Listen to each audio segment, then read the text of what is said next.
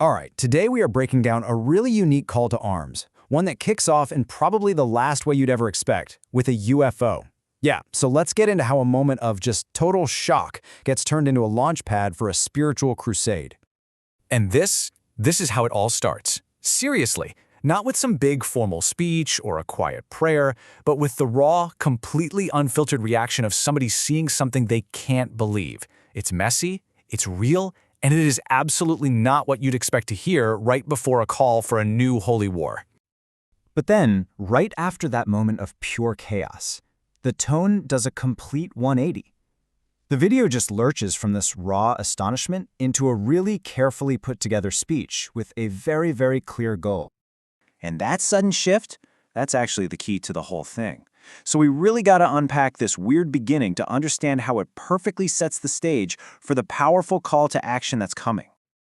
You know, starting things off this way is honestly kind of a brilliant move.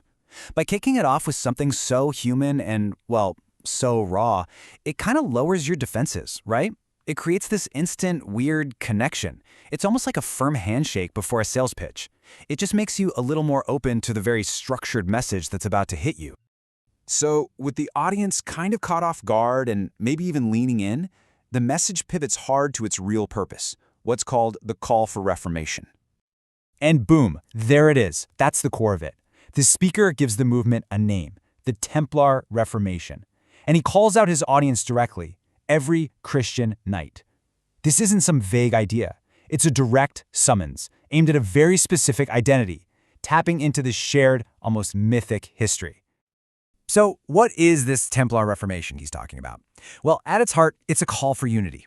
The speaker is tapping into this feeling of being broken apart, of being fractured, and he's promising to bring all these different groups of Christian knights together under one single banner, all for one divine mission.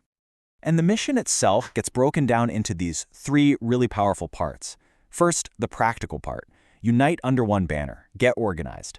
Second, this huge, epic goal, restore the kingdom of heaven. And third, a tangible, noble job to do right now. Protect the helpless. You see how that works? It's this perfect mix of internal organization, a massive spiritual purpose, and real-world action. That's a classic formula for a call to arms that really works. Okay, but having a mission is one thing. Getting people to follow through, that's another. That takes rules, it takes discipline. So what's the code of conduct for this new brotherhood? Now this is where it gets really interesting, because you see this central conflict, this tension in the message. On one side, they're told to be warriors, right? Use your sword to restore a kingdom. But on the other side, the very first command is a hard limit. Do not fight each other. Internal unity isn't just a nice idea, it's the absolute bedrock of their entire plan. And he doesn't pull any punches with the language either. Fighting amongst themselves isn't just a bad idea, he calls it an abomination.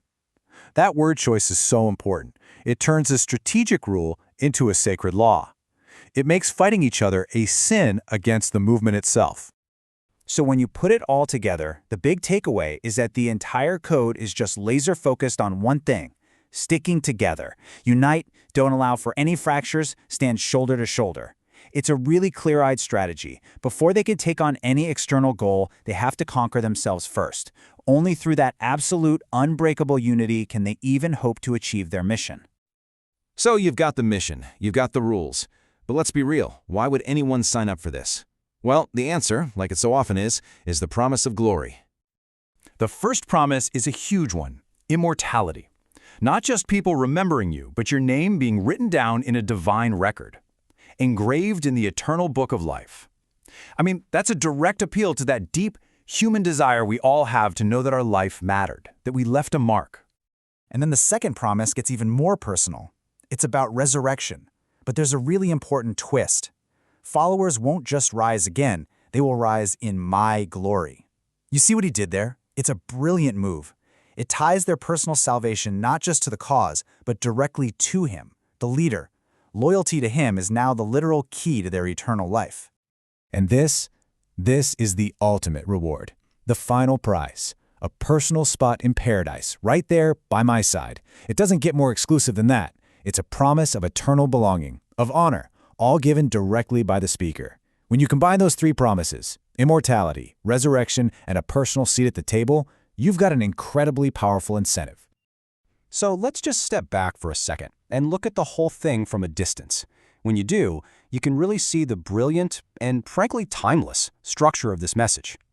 What we're looking at here is basically a masterclass in how to build a movement. Step 1, identify a clear problem. In this case, a fractured brotherhood. Step 2, offer a single unifying solution, the Reformation. Step 3, give them a simple, easy-to-follow rule book, with the main rule being unity. And finally, step 4, promise them an incredible reward if they stick with it. It's a 4-step recipe that has worked for centuries. At the end of the day, the power of this message isn't because it's new or original. Its power comes from how well it understands basic human nature. It taps directly into some of our deepest needs: the need for purpose, the need to belong, and the hope for a better, more glorious future. And really, that's what makes a message like this so potent. It's not really about UFOs or ancient knights. It's about us. Which brings us to the big final question here. What is it that actually gives a call for unity its power? Is it that promise of some amazing reward waiting at the end? Or is it the appeal of being part of something so much bigger than yourself? Or is it maybe something simpler, something more fundamental? Just the deep, profound comfort of knowing that you're not out there all alone. The answer, I think, probably depends on what each of us is looking for.